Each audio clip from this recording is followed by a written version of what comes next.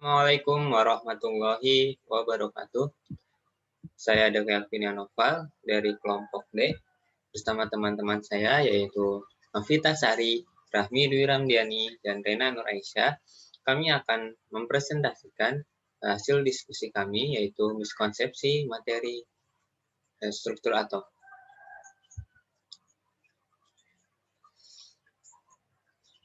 Kami menganalisis beberapa jurnal internasional yang dapat teman-teman sekalian lihat pada layar. Berdasarkan jurnal-jurnal tadi, kami menyimpulkan bahwa miskonsepsi dapat diartikan sebagai suatu konsep awal yang dimiliki siswa yang tidak sesuai dengan penjelasan yang diterima umum akibat dari pengalaman yang dikonstruksi siswa. Kimia sebagai bagian dari salah satu ilmu pengetahuan alam yang mengkaji tentang materi dan bagian-bagiannya, kebanyakan siswa kesulitan dalam mempelajari kimia. Pengetahuan awal siswa cenderung berbenturan dengan konsep ilmiah, sehingga antara pengetahuan awal dengan pembelajaran sering tidak terkait. Hal ini menyebabkan terjadinya miskonsepsi dan tidak paham konsep. Miskonsepsi terkadang sulit dirubah sehingga dapat menjadi penghalang bagi siswa untuk mempelajari konsep-konsep lainnya. Berdasarkan hasil diskusi kami membagi miskonsepsi siswa ini berdasarkan poin-poinnya. Yang pertama yaitu miskonsepsi pada ukuran atom, yang kedua animisme atom, yang ketiga menentukan jumlah proton, elektron, dan neutron, yang keempat konsep pengisian elektron, yang kelima penyusun atom, yang keenam atom yang bermuatan netral, yang ketujuh isotop dari suatu unsur, yang kedelapan struktur bentuk atom. Selanjutnya akan dijelaskan oleh Novita Sari.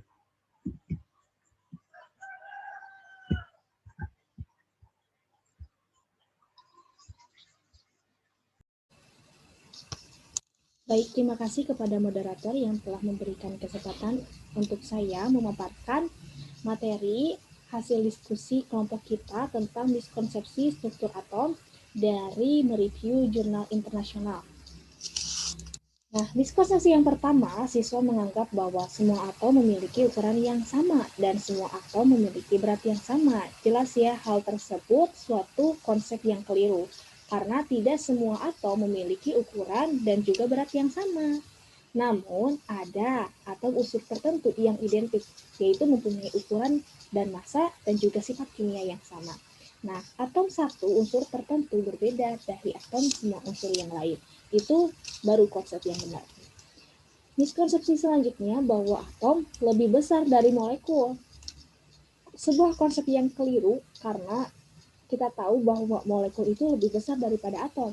Molekul adalah sekumpulan yang terikat dan merupakan kesatuan, serta mempunyai sifat-sifat fisika dan sifat kimia yang khas.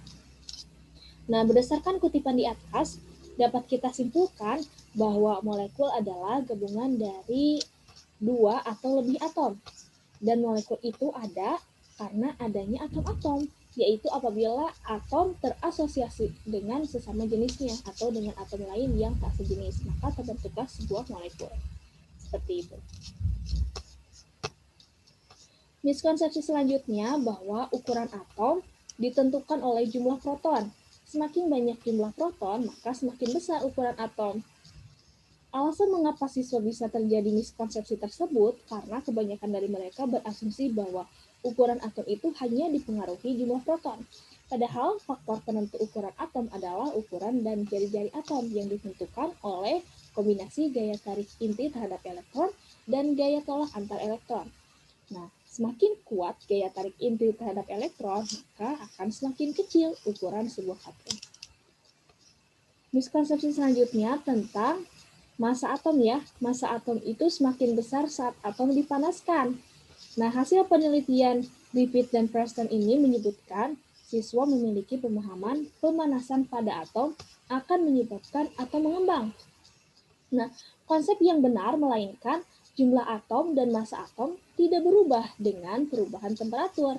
Alasan mengapa siswa bisa terjadi miskonsepsi ini yaitu siswa memiliki pemahaman bahwa besar kecilnya atom dipengaruhi oleh temperatur, padahal temperatur tidak mempengaruhi ukuran sebuah atom, melainkan hanya mempengaruhi jarak antar partikelnya saja. Miskonsepsi selanjutnya, siswa menganggap bahwa atom dapat dilihat dengan mikroskop biasa, dan estimasi berlebihan ukuran atom ini melengkapi temuan dari Ault, Novak, dan Gowin yang melaporkan bahwa siswa dapat melihat molekul sebagai bagian terkecil dari sesuatu yang dapat diamati secara langsung. Nah, konsep yang benar, atom itu kita tahu tidak bisa dilihat dengan mikroskop biasa. Dan jika dilihat dengan segi ukurannya, atom sulit diketahui karena ukurannya yang teramat kecil. Namun berkat peralatan yang amat canggih, para ahli dapat mengetahui bahwa atom itu besarnya kurang dari 1/10 miliun milimeter. Begitu juga partikel lain, seperti elektron dengan ukuran kurang lebih dari 100.000 kali lebih kecil dibandingkan bagian atom. Adapun massa tiap-tiap elektron memiliki massa diam 9,12 kali 10 pangkat min 12 gram, atau 1 gram sebanding dengan segini ya, tidak bisa saya sebutkan satu persatu karena banyak sekali gitu kan. Dengan muatan 1,602 kali 10 pangkat min 9 coulomb. Konsep selanjutnya yang miskonsepsi dari penelitian Griffith dan Thurston, 4 dari subjek penelitian menganggap elektron itu bergerak di dalam orbit. Nah, konsep yang benar tentang struktur atom adalah proton dan neutron suatu atom terdapat dalam inti atom. Sedangkan elektron adalah partikel subatomik yang mengelilingi inti atom. Namun, lintasan gerak elektron dalam atom itu tidak dapat ditentukan secara pasti, hanya sebuah perkecualian saja. Nah, miskonsepsi selanjutnya, unit terkecil dari materi adalah proton dan elektron, bukan atom atau molekul. Konsep tersebut merupakan konsep yang keliru, karena atom merupakan unit terkecil dari suatu unsur yang tersusun atas partikel-partikel yang lebih kecil lagi, yang disebut partikel subatom. Nah, partikel subatom ini yakni partikel bermuatan negatif, yaitu elektron. Nah, partikel bermuatan positif, yaitu proton, dan partikel bermuatan netral, yaitu neutron, dan partikel dalam atom itu akan saling bergantung satu sama lain, sehingga tidak bisa dikatakan sebagai unit terkecil dari materi, karena pada dasarnya proton dan elektron merupakan partikel, bukan suatu materi. Gitu. Baik, yang selanjutnya, yang kedua, yaitu animisme atom. Miskonsepsinya, siswa menganggap atom menjadi hidup karena mereka bergerak. Konsep yang benar tentang atom termasuk makhluk hidup atau bukan dapat dijelaskan oleh Yahya 2003 yang menyatakan bahwa atom merupakan partikel tidak hidup. Tetapi atom merupakan bahan penyusun semua benda hidup maupun benda mati. Hal ini dapat dijelaskan bahwa makhluk hidup tersusun atas sel yang hidup. Namun sel tersebut disusun dari atom-atom yang tidak hidup dengan rancangan khusus. Yang ketiga, bentuk atom. Miskonsepsi dari bentuk atom yang pertama yaitu atom itu datar. Konsep yang benarnya, menurut Thomson, bentuk atom menyerupai agar-agar tersusun dari muatan listrik positif dan negatif. Muatan positif menyebar secara merata dalam bulatan yang merupakan atom dan elektron terdapat di dalamnya. Ahmad H. 1998. Geometri molekul adalah susunan 3 dimensi dari atom dalam suatu molekul. Geometri molekul mempengaruhi sifat-sifat kimia dan fisiknya, seperti titik leleh, titik didih, kerapatan, dan jenis reaksi yang dialaminya. Cheng 2004. Hal inilah yang membuktikan bahwa bentuk atom tidak mungkin datar, karena bentuk geometri dari molekul dapat mempengaruhi sifat fisik dan sifat kimia suatu benda. Kemudian yang selanjutnya miskonsepsi dari bentuk atom, yaitu siswa menganggap sebuah atom terlihat seperti beberapa titik atau lingkaran. Konsep yang benarnya, Thomson mengajukan pandangannya bahwa suatu atom dapat dibayangkan sebagai suatu materi yang seragam dan bermuatan positif dengan elektron-elektron menempel padanya. Cheng 2004. Kemudian yang selanjutnya, miskonsepsinya atom menyerupai bola padat. Nah, sumber yang mungkin dari kesalahpahaman ini bisa saja dari paparan siswa terhadap teks di mana bola padat digunakan untuk mempresentasikan atom. Yang selanjutnya ada miskonsepsi dari bentuk atom, yaitu keyakinan bahwa materi ada di antara atom. Ketika diminta untuk mendeskripsikan apa yang mungkin ada di antara atom, respon yang paling khas adalah udara. Subjek umumnya mengalami kesulitan dalam konseptualisasikan ruang kosong antar atom. Konsep yang benarnya, pada hakikatnya gagasan Leucippus dan Demokritus tentang materi tidak berkesinambungan. Materi tersusun dari partikel-partikel kecil yang tidak dapat dibagi-bagi lagi yang diketahui sebagai atom. Atom-atom penyusun materi itu senantiasa bergerak dalam kehampaan atau ruang vakum atau ruangan yang mengandung ketiadaan absolut. Istilah atomos, di mana A tidak, tomos dapat dibagi, diberikan untuk partikel materi itu, karena atomos sangat halus dan tidak dapat dibagi lagi. Sehingga dapat disimpulkan bahwa materi bukan berada di antara atom, melainkan atom adalah bagian terkecil penyusun materi. Farida 2009. Yang keempat, menentukan jumlah proton, elektron, dan neutron. Miskonsepsinya, jumlah neutron sama dengan jumlah proton. Nah, konsep yang benarnya, jumlah proton dan elektron sama dengan jumlah neutron berbeda. Yang kelima, konsep pengisian elektron.